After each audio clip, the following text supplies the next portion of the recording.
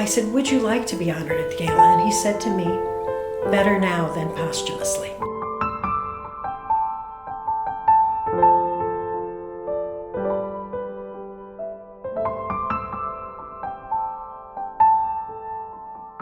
Thank you to our supporters, friends, and extended museum family for being here and believing in this museum. We are so very grateful. And could I give a special shout out to Tony Podesta? You're gonna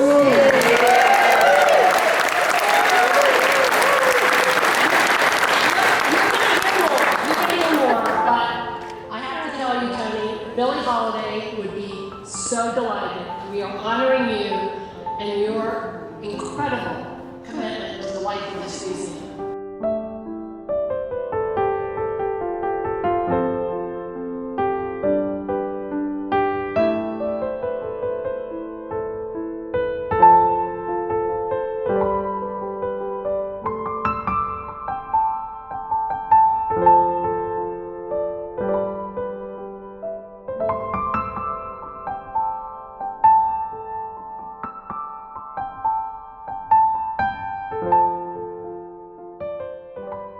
The way in which we decided to honor Tony, I think it really comes from two factors.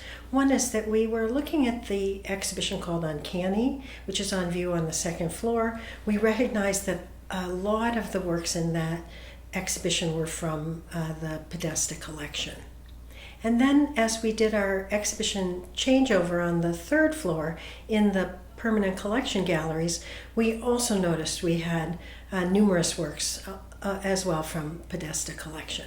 So it seemed like the perfect moment to recognize Tony, who really was, in a sense, the contemporary yin to our founder, Mr. and Mrs. Holliday's yang.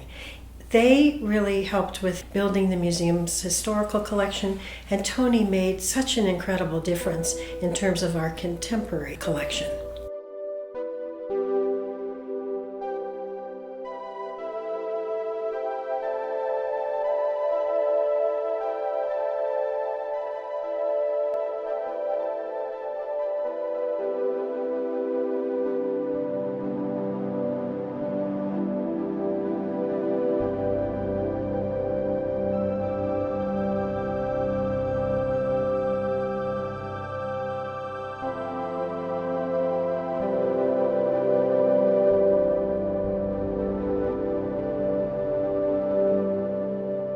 Tony's passion for art has brought us here this evening.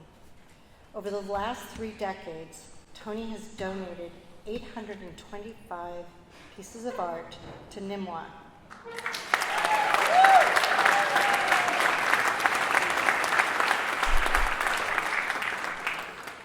Thank you. We're supposed to do the shot with the trophy. Okay.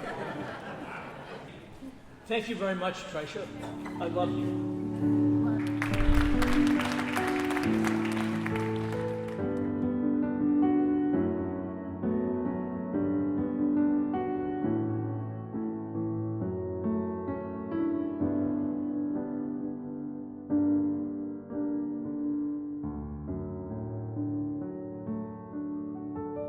I don't want to take up too much of your time, but I wanted to sort of tell you a Billie Holiday story. Wilhelmina Holiday, we call her at this dinner, I guess. But I called her Billie. She became a good friend of mine, and she used to invite me over one afternoon every 3 or 4 weeks, and we'd finish a bottle of champagne from 3 to 5, and then I'd have to call an Uber. She asked me one time to find her a spider.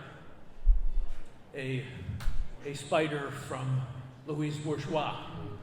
And so I took that assignment on. It turned out that Sotheby's was auctioning off a spider, and I called Billie to tell her that she should get on the phone and bid for it.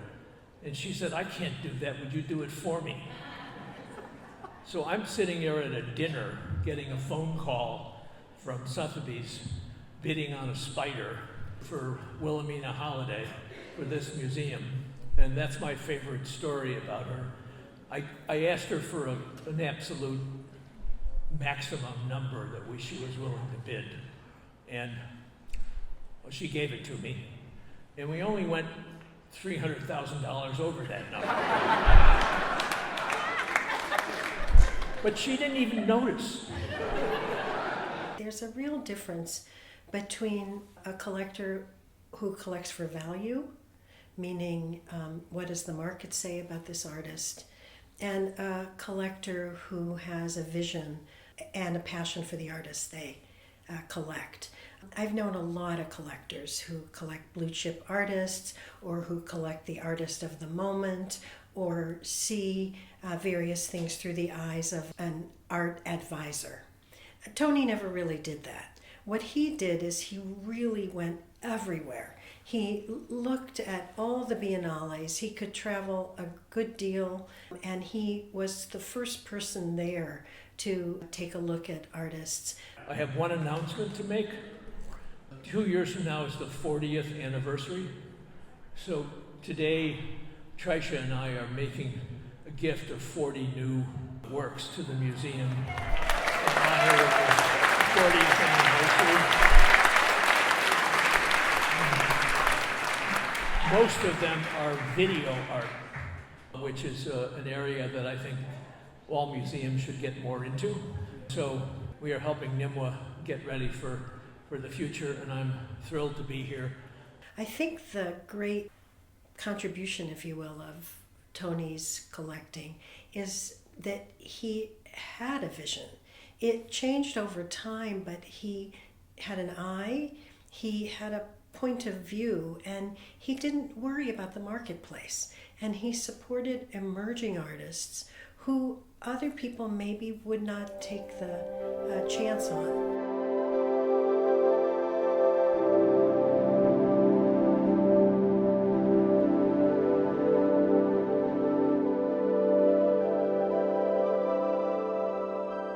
It is a real pleasure to be here with so many close friends and family. My mother was a feminist. My brother and I were her sons. John and Mary's 3 children are here, and friends of mine that I've grown up with and worked with are here as well. So I am honored by this award and honored by the fact that this is a great institution and we all need to keep it going.